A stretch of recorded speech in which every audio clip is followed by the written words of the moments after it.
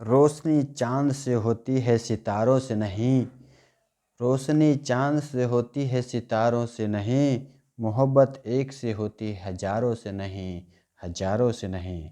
जी हाँ बच्चों, आप लोग भी अपने मोहब्बत को कीजिए, अपने माता पिता से मोहब्बत कीजिए, अपने भाई बहन से मोहब्बत कीजिए। लेकिन यदि ज़िंदगी में कुछ पाना है तो किताब से मोहब्बत कीजिए, कॉपी से मोहब्बत कीजिए, कलम से मोहब्बत कीजिए।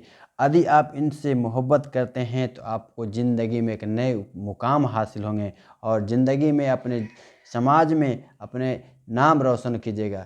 तो आप भी मोहब्बत कीजिए किताब से, दोस्ती कीजिए किताब से, तो आपका भविष्य उज्जवल हो। ठीक है। Good morning students. आज का जो हमारा टॉपिक है जनन। जनन जो है अध्याय 3 क्लास 12 का जो है पुष्पी पादप में जनन। मतलब हम लोग जानते हैं कि जीवों में जनन होता है और जनन एक ऐसी प्रक्रिया है जो संतति को बढ़ाने की प्रक्रिया है।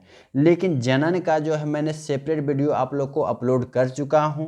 आप लोग नहीं देखे हैं तो जाके देख लीजिएगा, उसका मैं लिंक डिस्क्रिप्शन में दे दिया हूं। ठीक है। परंतु आज का जो हमारा बहुत ही महत्वपूर्ण टॉपिक है जो अक्सर विद्यार्थियों के समझ से परे होते हैं, लेकिन आपको मैं स्टेप बाय स्टेप बताऊंगा। आपको बहुत आसान है और समझ में आएगा, और क्योंकि आप ऐसे समझ जाइएगा तो आसानी से परीक्षा में लिख सकते हैं। ठीक है। तो आज का जो हमारा मुख्य रूप से टॉपिक है लघु बीजाणु जनन।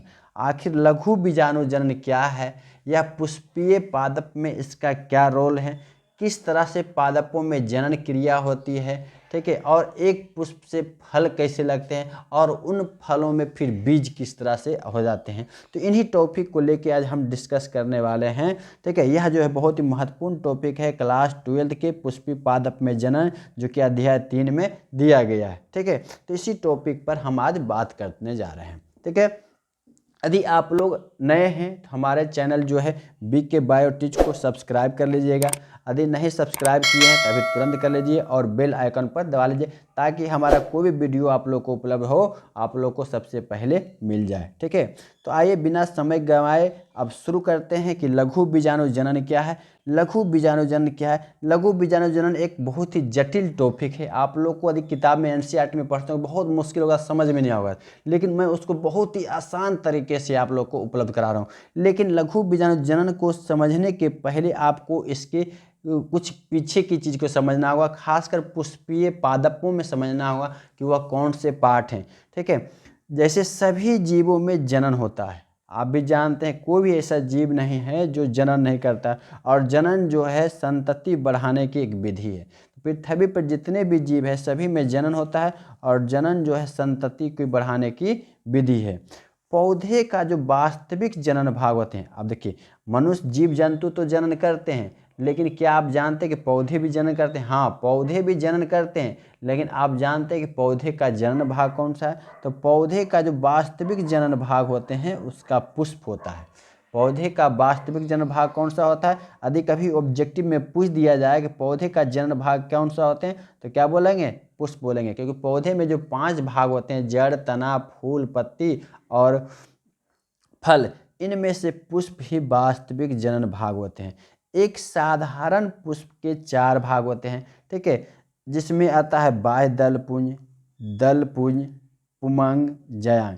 इसके बारे में मैं वीडियो अपलोड कर चुका हूं और उसमें डीपली रूप से बताया गया है कि एक साधारण पुष्प के 4 भाग है, चारों भाग का क्या क्या फंक्शन है, किस तरह से कार्य करते हैं और कौन से भाग को क्या कहते हैं, एक संरचना के साथ उसमें दर्शाया गया है। आप इस वीडियो को यदि पहले देख लेते हैं तो आपको आज का जो टॉपिक लघु बीजाणु जनन है यह बहुत अच्छी तरह से आपको समझ में आ जाएगा। इसलिए आप लोगों से मुझे एक रिक्वेस्ट है कि आप पहले पुष्पीय पादप में जो पुष्प की संरचना का जो वीडियो मैं अपलोड कर चुका हूं उसको जाके पहले आप लोग देख लीजिए, उसके बाद इस वीडियो को देखिएगा तो आपको लघु बीजाणु जनन बहुत आसान से तरीके। फिर भी मैं कोशिश कर रहा हूँ कि आपको किसी तरह का दिक्कत नहीं हो, ताकि यदि आप पीछे का वीडियो नहीं भी देखते हैं, इस वीडियो को देखते हैं तो भी आपकी लघु बीजाणु जनन जो है आपको समझ में आ जाएगा। ठीक है। तो जैसे बताया कि एक साधारण पुष्प जो है उसके 4 भाग होते हैं। पहला भाग बाह्य दलपुंज होता है, दूसरा भाग दलपुंज होता है, तीसरा भाग पुमंग होता है और चौथा भाग होता है जायांग।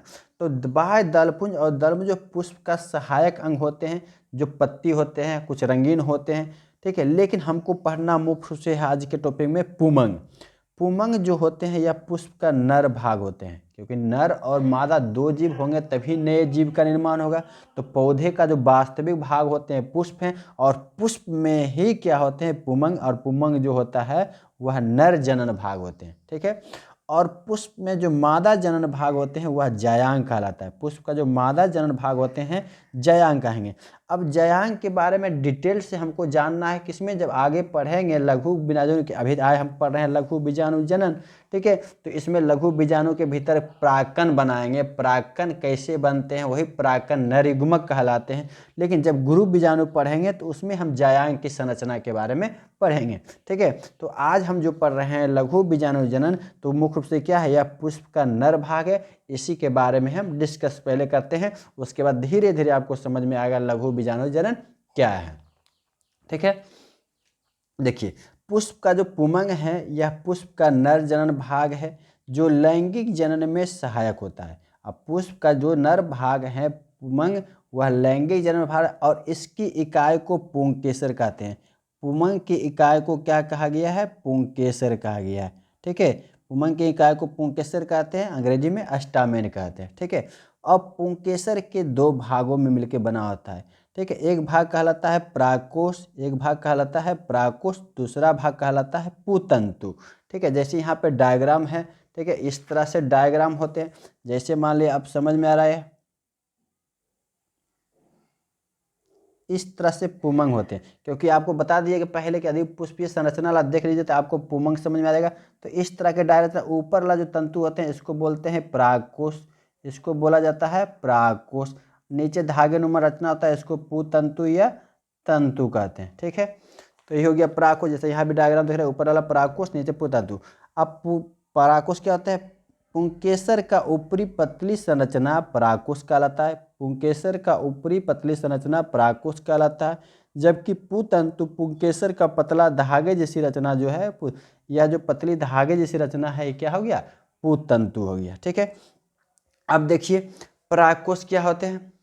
परागकोश जो है द्विपालित संरचना है जो चतुष्कोणीय होते हैं। परागकोश क्या है, द्विपालित, जैसे एक पाली इधर एक पाली इधर हो गया, बाहर से दिखाई दे रहा है द्विपालित संरचना है। अब चतुष्कोणीय मतलब यह चार कोनों में बटा होता है, ठीक है। चतुष्कोणीय कहने मतलब जैसे यदि हम इस पुंकेसर को ऊपर से काटेंगे तो हमें इस तरह की संरचना दिखाई पड़ेगा,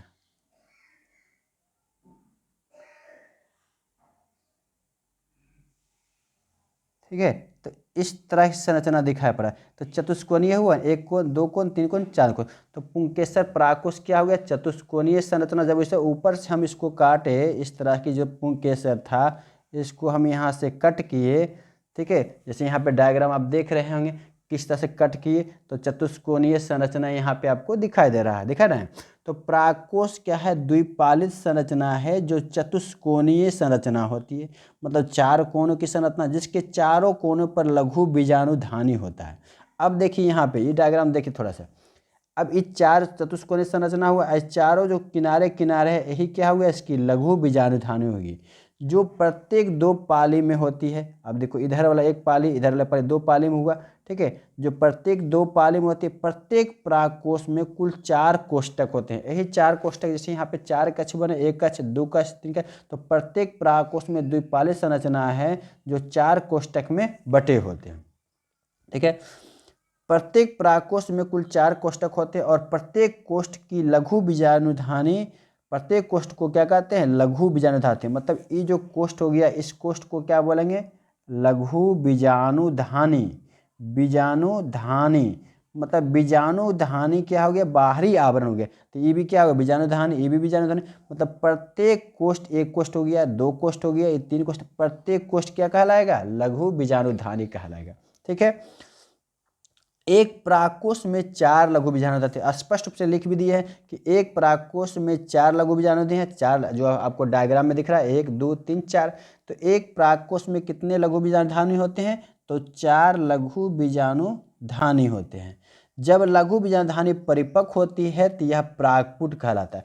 अब यही लघु बीजाणुधानी पूर्ण रूप से परिपक्व होता है तो इसको क्या बोलते हैं, परागपुट को बोलते हैं। अब परागपुट क्या होते हैं वो आगे देखिए आपको समझ में आ जाएगा। ठीक है, प्रत्येक परागपुट में परागकण भरते हैं, इसके भीतर देखो छोटे छोटे दाने जैसी रचना होता है जिसको परागकण कहते हैं। और परागकोश की दोनों पालियों के मध्य योजी संरचना, जैसे इधर बताया ना कि यहाँ पे इस तरह से बनाए हुए। अब यहाँ से क्या होता है, एक संयोजी उत्तक के जुड़ा था, इसको योजी उत्तक बोलते हैं या योजी मृदुतक बोलते हैं। ठीक है, तो योजी मृदुतक से क्या होते हैं, जुड़े होते हैं। ठीक है, तो परागकोश की दोनों पालियों के मध्य क्या होते हैं, एक दूसरे से जुड़े हुए थे, कौन सा, योजी उत्तक होते हैं। ठीक है, अब देखिए आगे कि लघु बीजाणु धानी क्या है। अब देखिए लघु बीजाणु जनन क्या है, प्राग मातृ कोशिका से अर्धसूत्री विभाजन द्वारा लघु बीजाणु के निर्माण की प्रक्रिया को लघु बीजाणु जनन कहते हैं। अब प्राग मातृ कोशिका क्या है अभी समझ में नहीं आएगा। ठीक है, आगे समझ में आ जाएगा आपको, लेकिन डिफिनेशन यहाँ पे लिखते हैं कि प्राग मातृ कोशिका से अर्धसूत्री विभाजन द्वारा जब लघु बीजाणु का निर्माण होता है तो उस प्रक्रिया को ही लघु बीजाणु जनन कहते हैं। समझ में आ गया। अभी सीधा इसको परिभाषा के तौर पर देखिए, बाकी इसका स्टेप आगे समझ में आएगा कि परागकण कैसे बनते हैं और परागकण को ही किस तरह से लघु बीजाणु कहते हैं, क्योंकि लघु बीजाणु जनन क्या है अभी लिखा। ठीक है, तो चारों लघु बीजाणु जनन धानी के समान एक भित्ति होती है। अभी हम बताया कि लघु बीजाणु जैसे चार होते हैं, 1 2 3, तो चारों लघु बीजाणु धानी के समान एक भित्ति होती है जिसे बाह्य त्वचा कहते हैं। ठीक है, मतलब इसके बाहर एक आवरण होता है, ये बाहरी आवरण, सबसे बाहरी आवरण क्या कहलाएगा, जैसे यहाँ पे हम डायग्राम में बनाए। ठीक है, इस तरह से बनाए ना, तो इस सबसे बाहरी जो आवरण होता है परागकण का या परागकोश का, इसको क्या बोलते हैं, बाह्य भित्ति, बाह्य भित्ति बोलते हैं, बाह्य भित्ति। ठीक है, या बाह्य त्वचा। जब प्रत्येक लघु बीजाणु धानु में कोशिका के समूह को अधोस्तरीय कोशिका कहते हैं। अब इसके भीतर कुछ कोशिका का समूह होता है, इसके भीतर भी कुछ कोशिका का समूह होते हैं, इसके भीतर भी कुछ कोशिका का समूह होता है, इसके भीतर भी कुछ कोशिका का समूह होता है, और इन कोशिका के समूह को ही बोलते हैं अधोस्तरीय कोशिका, अधोस्तरीय कोशिका। जैसे यहाँ भी डायग्राम देख रहा है कि परागकण के बाह्य त्वचा हो गए या लघु बीजाणु धानी जो हो गए, उसके भीतर कुछ कोशिका के समूह पाए गए, जिसे बोले हैं अधोस्तरीय कोशिका कहते हैं। ठीक है, तो मतलब चारों जो लघु बीजाणु धानु कोष्ठक हैं उसके भीतर कुछ जो है कोशिका का समूह पाए जाते हैं, जिसे लघु अधोस्तरीय कोशिका कहते हैं। देखो अब आगे देखिए कि जब कुछ अधोस्तरीय कोशिका फूल जाती है तो उसे परपशु कोशिका कहते हैं। जैसे यहाँ पे हम डायग्राम बनाए हुए हैं, देखिए ये चारों क्या हो गए, लघु बीजाणु धानी का कोष्ठ हो गए, इसके बाहरी आवरण बाह्य त्वचा हो गया, इसके भीतर कुछ कोशिका के समूह थे जिसे क्या बोलते हैं, अधोस्तरीय कोशिका। ठीक है, अब इन अधोस्तरीय कोशिका में कुछ कोशिका क्या होती है, फूल जाती है, और देखिए फूल गया है, इसमें भी फूल गया है, या एक ही मानिए फूला हुआ है, तो जो फूला हुआ कोशिका है उस कोशिका को क्या बोलेंगे, परपशु कोशिका, आर्कियोपोरियल सेल। जब अधोस्तरीय कोशिका में कुछ कोशिकाएं फूल जाती है तो उसे क्या बोलते हैं, अधोस्तरीय कोशिका बोलते हैं। ठीक है, अब अधोस्तरीय कोशिका में फूल गया तो उसको क्या बोले, परपशु कोशिका बोले। पुनः परपशु कोशिका में समसूत्री विभाजन के द्वारा, समसूत्री कोशिका विभाजन के द्वारा 2 कोशिका का निर्माण होते हैं। अब देखिए इस डायग्राम को क्या बोला कि पहले क्या देखिए कि अधोस्तरीय कोशिका में कुछ कोशिका फूल गया तो बन गया परपोषी कोशिका। अब इस डायग्राम को अब देखिए कि पुनः क्या बोला कि परपशु कोशिका जो है समसूत्री कोशिका विभाजन के द्वारा वह विभाजन होकर 2 कोशिका का निर्माण किया। यहाँ पे देख रहे हैं एक कोशिका में विभाजन, इसमें फूला हुआ जो था वह परपशु कोशिका था, वह परपशु कोशिका विभाजन होकर 2 कोशिका बनाया। ठीक है, अब 2 कोशिका कौन कौन बनाया, मतलब परपशु कोशिका में समसूत्री विभाजन के द्वारा 2 कोशिका का निर्माण हुआ, जिसमें पहला कोशिका कहलाया प्राथमिक भित्ति कोशिका और दूसरा प्राथमिक बीजाणु जनन कोशिका। ठीक है, मतलब प्राथमिक भित्ति कोशिका और प्राथमिक बीजाणु जनन कोशिका। प्राथमिक भित्ति कोशिका देखिए एक कोशिका जो बाहर की तरह है, दिख रहा है, उसको प्राथमिक भित्ति कोशिका, और जो बाहर भीतर की तरह है वह बीजाणु जनन कोशिका।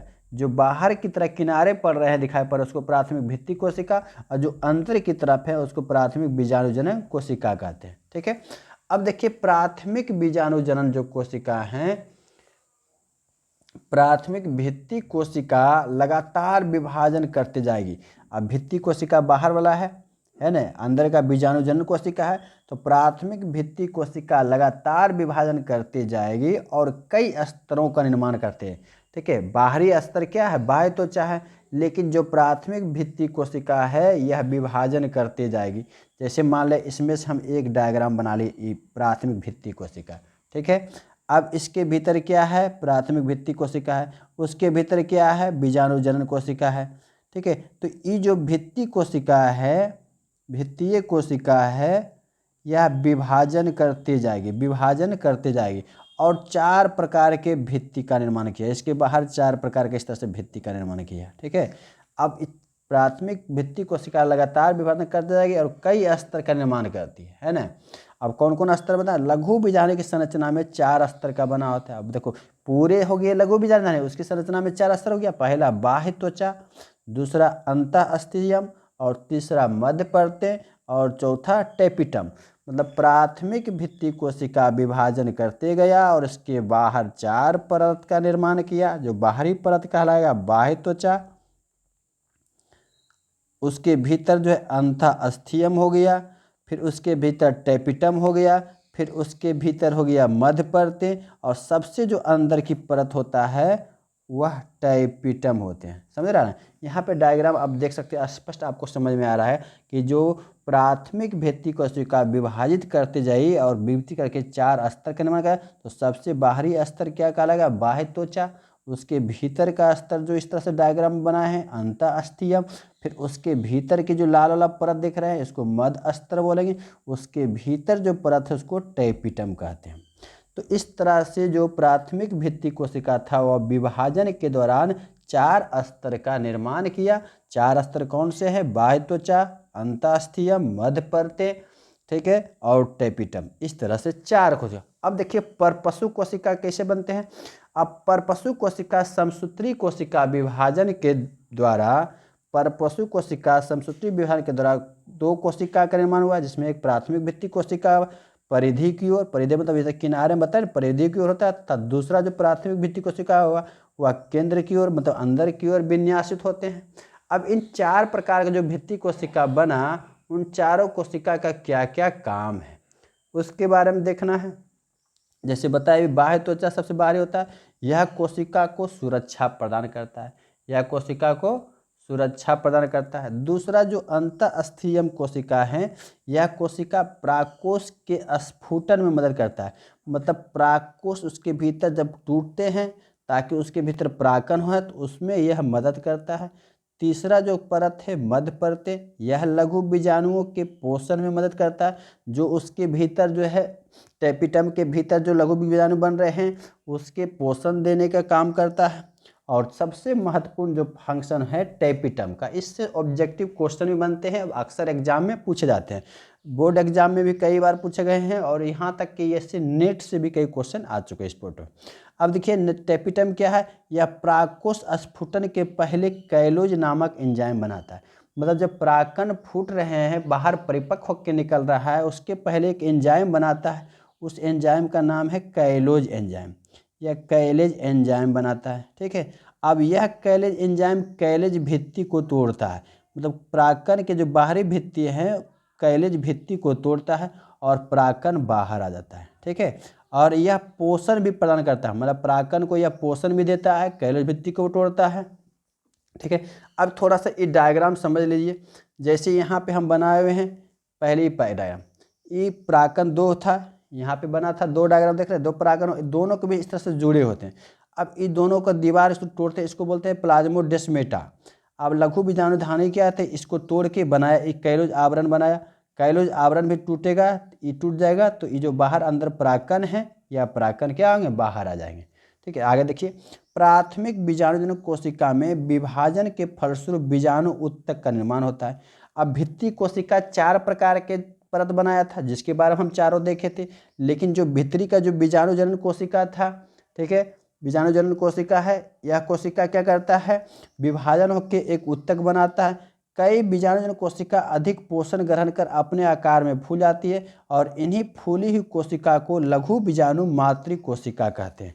अब देखिए यहाँ पर डायग्राम बताया था कि जो लघु बीजाणु कोशिका है या कई जो भीतरी कोशिका है, कई बार फूल जाती है, फूलों के अधिक मात्रा में पोषण ग्रहण कर लेती है और ये जब फूल जाती है तो इन्हीं फूली हुई कोशिका को ही बोलते हैं लघु बीजाणु मातृ कोशिका, लघु बीजाणु मातृ कोशिका। सीधा से इसको याद रखिएगा कि जो बाह्य त्वचा के भीतर प्राथमिक बीजाणु कोशिका था वो अधिक पोषण ग्रहण कर लेती है, जिससे वह आकार में फूल जाती है और जब फूल जाती है तो वह फूली हुई कोशिका कहलाता है लघु बीजाणु मातृ कोशिका। और लघु बीजाणु मातृ कोशिका क्या होती है, द्विगुणित होते हैं, या क्या होता है, द्विगुणित होते हैं। ठीक है, द्विगुणित होते हैं। अब लघु बीजाणु मातृ कोशिका प्लाज्मोडेस्माटा को नष्ट कर कैलोज आवरण का निर्माण करता है। अब देखिए बताया कि दोनों कोशिका के भीतर इस तरह से एक दूसरे से जुड़े रहते हैं ताकि कुछ पदार्थों का आदान प्रदान इधर से इधर होते रहता है। लेकिन क्या करता है, कैलोज जो है उसको प्लाज्मोडेस्माटा को नष्ट कर दिया, पदार्थों का जो आदान प्रदान हो रहा है दोनों के बीच उसको क्या किया है, नष्ट कर दिया ये दीवार को, और दीवार होकर इस तरह से एक आवरण बना लिया। यही आवरण जो बनाया गया है इसी आवरण को ही बोलते हैं कैलोज आवरण। ठीक है, अब उस प्लाज्मोडेस्माटा को क्या किया, नष्ट कर दिया और उसके बाहर एक आवरण बना दिया। यह आवरण क्या कहलाया, कैलोज भित्ति वाला। अब यही कैलोज भित्ति क्या किए, टूटेंगे, तोड़ने में मदद कौन करेगा, टैपिटम। कैलोज भित्ति को तोड़ने में कौन मदद करता है, टैपिटम, क्योंकि यह कैलोज नामक एंजाइम बनाता है और यह एंजाइम क्या करते हैं, कैलोज भित्ति को तोड़ेगा और जब तोड़ेगा तो इसके बाहर परागकण निकलेंगे। आगे देखिए, जब लघु बीजाणु मातृ कोशिका से अर्धसूत्री विभाजन द्वारा लघु बीजाणु बनने की क्रिया को लघु बीजाणु। अब क्या होते हैं, जो मातृ लघु बीजाणु कोशिका बना इसमें अर्धसूत्री विभाजन होते हैं और अर्धसूत्री विभाजन में एक कोशिका से 4 कोशिका बने। तो ही जब प्लाज्मोडेस्माटा और कैलोज भित्ति जब टूटे तो इससे परागकण क्या होगा, मुक्त होगा, और मुक्त हुआ तो यह अर्धसूत्री विभाजन के द्वारा 4 लघु बीजाणु कोशिका बनाया, जिसको 4 लघु बीजाणु बना, इसको माइक्रोस्पोर बोलते हैं। किसी तरह से बना, तो अर्धसूत्री विभाजन में एक कोशिका विभाजन होकर 4 कोशिका बनती है, जिसमें गुणसूत्र की संख्या मातृ कोशिका से आधी होती है। इस तरह से 4 कोशिका दिखाई दे रहा है, 4 कोशिका, और यह 4 कोशिका क्या हुआ, लघु बीजाणु हुआ। अब जब लघु बीजाणु मातृ कोशिका से अर्धसूत्री विभाजन द्वारा लघु बीजाणु बनने की क्रिया को पूरी बने, मतलब लघु बीजाणु धानी से बीजाणु मातृ कोशिका से जो लघु बीजाणु बना इस क्रिया को ही बोलते हैं लघु बीजाणु जनन। थोड़ा सा और समझ लीजिए तो और अच्छा रहेगा। प्रत्येक लघु बीजाणु बहुत छोटा धूल के कण की तरह दिखाई पड़ता है। यह अंडाकार होता है और इसका व्यास 25 से 50 माइक्रोमीटर होता है। प्रत्येक जो परागकण होते हैं या लघु बीजाणु जो होते हैं धूल के कण की तरह दिखाई देता है और यह अंडाकार होते हैं और इसका आकार 25 से 50 माइक्रोमीटर तक होता है।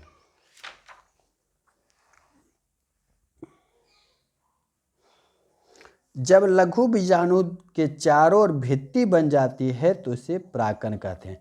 अब देखिए यहाँ पे क्या हुआ कि पहले लघु बीजाणु जनन था ये वाला, अब इसके बाहर क्या हुआ, एक आवरण बन गया। जब इसके बाहर आवरण बन जाते हैं तो इसे बोलते हैं परागकण। मतलब जब लघु बीजाणु धानी के बाहर लघु बीजाणु जनन के बीजाणु के चारों ओर भित्ति बन जाती है तो उसे बोलते हैं परागकण, उसे बोलते हैं परागकण। और प्रत्येक परागकण में 2 भित्ति पाई जाती है, प्रत्येक परागकण में 2 भित्ति पाई जाती है।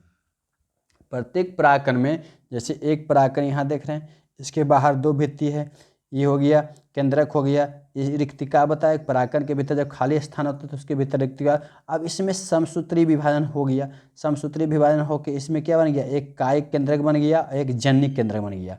अब इसमें समसूत्री विभाजन हुआ तो 2 बने कोशिका, एक कायिक केंद्रक बना, दूसरा जनिक केंद्रक बन गया। ठीक है, अब इसमें कायिक केंद्रक क्या हुआ, कोशिका विभाजन के द्वारा बड़ा हो गया और जनिक कोशिका क्या हुआ, जनन कोशिका की तरफ आ गया और जनन पूरी प्रक्रिया क्या हो गया, परागकण। इस पूरी प्रक्रिया को ही क्या बोलते हैं, परागकण बोलते हैं। अब परागकण के भीतर केंद्रक दोगे, क्योंकि कोशिका विभाजन के पहले केंद्रक का विभाजन होता है, केंद्रक विभाजित होकर 2 बनेंगे तभी कोशिका विद्रव्य विभाजन होगा, और पूरी विभाजन होंगे तब 1 से 2 बनेंगे। ठीक है, तो इसके भीतर क्या हुआ, एक जनन कोशिका विभाजित होकर बना, एक कायिक, कायिक मतलब शरीर के निर्माण में होता है, और कायिक जनन कोशिका छोटी होती है, और ये पूरी प्रक्रिया क्या कहलाएगा, परागकण कहलाएगा। अब आगे देखिए परागकण क्या है।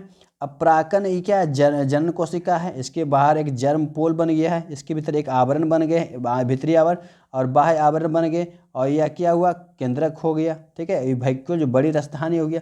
अब इसके बाहर जो परागकण के बाहर जो भित्ति होती है वह 2 भित्ति होती है। तो परागकण का बाहरी भित्ति क्या होता है, बाह्यचोल। परागकण का बाहरी भित्ति बाह्यचोल होता है, जो स्पोरोपोलिन नामक पदार्थ का बना होता है। परागकण के बाहर 2 भित्ति भी बताए ऊपर होते हैं, एक भित्ति बाह्य होता है जो स्पोरोपोलिन भित्ति होता है, और दूसरा जो भित्ति होता है अंतःचोल, जिसको पेक्टासुलूज कहते हैं। यहाँ भी इंटाइन और एक्सटाइन देख रहे हैं, एक्सटाइन बाहरी भित्ति हुआ, इंटाइन भीतरी भित्ति हुआ। एक्सटाइन जो हो गया स्पोरोपोलिन का बना हुआ, और इंटाइन जो है पेक्टासुलूज का बना होता है। मतलब परागकण के बाहर 2 भित्ति होते हैं, एक बाह्य भित्ति और भीतरी भित्ति, दोनों अलग अलग तत्वों से बना होता है। यह भी ऑब्जेक्टिव में कई बार पूछ चुका है। अब परागकणों में भरपूर मात्रा में प्रोटीन, मिनरल्स तथा विटामिन बी पाया जाता है। इसीलिए देखते हैं हम लोग गाँव में जो है पौधे के फूल का सब्जी बनाया जाता है, क्योंकि उसमें भरपूर मात्रा में पोषक तत्व होते हैं जो हमारे शरीर के लिए स्वास्थ्यवर्धक होते हैं। ठीक है, अब बहुत सारे परागकण से टेबलेट दवाइयाँ बनती है जो हमारे शरीर को जीवन रक्षा के रूप में काम करता है, भरपूर मात्रा में एनर्जी देने का काम करता है। तो परागकणों में भरपूर मात्रा में प्रोटीन, मिनरल्स तथा विटामिन बी पाया जाता है। आप लोग अभी से विनम्र रिक्वेस्ट है कि यदि हमारे चैनल को सब्सक्राइब नहीं किए हैं तो सब्सक्राइब कर लीजिएगा, और अपने दोस्तों में इस वीडियो को जरूर शेयर कीजिएगा, क्योंकि एक बहुत जटिल समस्या है, लेकिन इसको हम बहुत छोटे छोटे टॉपिक के रूप में, पॉइंट के रूप में लेकर है, ताकि हर एक क्वेश्चन आपका बन जाएगा और समझ भी अच्छे आएंगे और ऑब्जेक्टिव क्वेश्चन भी नहीं छूटेगा। ठीक है, इसलिए सब्सक्राइब जरूर कीजिएगा। पौधों में परागकणों की जीवन क्षमता कुछ मिनटों से कुछ महीनों तक होता है। अब अलग अलग पौधे के परागकण जो होते हैं उसका जीवन काल जो है, किसी का कुछ मिनट होते हैं, किसी का वो है कुछ महीनों तक होते हैं। ठीक है, जैसे कुछ पौधे जैसे गेहूं, धान, मोथा आदि में परागकण अल्पजीवी होते हैं, मतलब कुछ ही मिनट का इसका परागकण का क्षमता होता है। गेहूँ, बाजरा में परागकण की जीवन क्षमता 30 मिनट का होता है। गेहूँ और बाजरा का जो परागकण होते हैं उसमें जीवन क्षमता 30 मिनट के अंदर होता है। सूरजमुखी कुल के पौधे का परागकण का जीवन काल जो है 3 घंटे तक होते हैं। सोलेनेसी, एस्ट्रेसी, ब्रेकेसी आदि पौधे के परागकण की जीवन क्षमता 1 से 3 महीनों तक होती है। परागकणों को द्रव नाइट्रोजन जिसका तापमान -196 डिग्री सी में रखा जाता है। यह भी ऑब्जेक्टिव कई बार पूछा है कि परागकण को किस द्रव नाइट्रोजन के तापमान पर रखा जाता है, तो -196 डिग्री पर रखा जाता है। परागकण नर युग्मक भित्ति की प्रथम कोशिका है। 60% पादपों में परागकण द्विकोशिकीय अवस्था में होते हैं, मतलब लगभग 60% पौधे जो हैं उसमें परागकण जो है द्विकोशिकीय होते हैं, और 40% पादपों में परागकण जो है जनन कोशिका विभाजन के बाद 2 नर युग्मक बनते हैं, और इस प्रकार 3 कोशिकीय अवस्था में निकलते हैं। पौधों की अनेक प्रजातियों के परागकण में एलर्जी, दम्मा, श्वसन संबंधी उत्पन्न रोग होते हैं, जैसे दूब घास, डायथेकस एलिमेंटस, खरपतवार, रेबीज इत्यादि होते हैं। मतलब पौधे के जो परागकण होते हैं, जैसे मान लो कई बार हम लोग फूल को छूते हैं तो हमारे हाथों में पीला या लाल जैसा पाउडर लग जाता है। सिंपल तरीका समझिए, वह पीला या लाल जैसा जो लग गया वही परागकण है और नर युग्मक है। वह मादा पुष्प के वर्तिकाग्र पर जब पहुँचते हैं तो वह निषेचन क्रिया को पूरा करता है। निषेचन क्रिया जब पूरा होते हैं तो उसमें जाके फल बनते हैं। तो एक लंबी प्रक्रिया है, लेकिन आज जो हम टॉपिक देखे लघु बीजाणु, मुख्य रूप से कह सकते हैं कि पादपों में जो पुष्प हैं उस पुष्प का नर युग्मक परागकण जो है उसका निर्माण कैसे होते हैं, लघु बीजाणु धानी के भीतर जो कैसे बनते हैं उसके बारे में डायग्राम के साथ संक्षिप्त रूप से स्पष्ट में देखें। आप लोग इस वीडियो को रिवाइज करके 2-3 बार देखिएगा तो आपको अच्छे से याद हो जाएगा, और अच्छे से क्वेश्चन भी सोल्व हो जाएंगे, और किसी प्रकार का क्वेश्चन आपको छूटेगा नहीं। तो मैं उम्मीद करता हूं कि आप लोगों को ये वीडियो समझ में आया होगा। ठीक है, नेक्स्ट वीडियो में फिर मिलेंगे, तब तक के लिए धन्यवाद। Thank you. आपका दिन शुभ हो।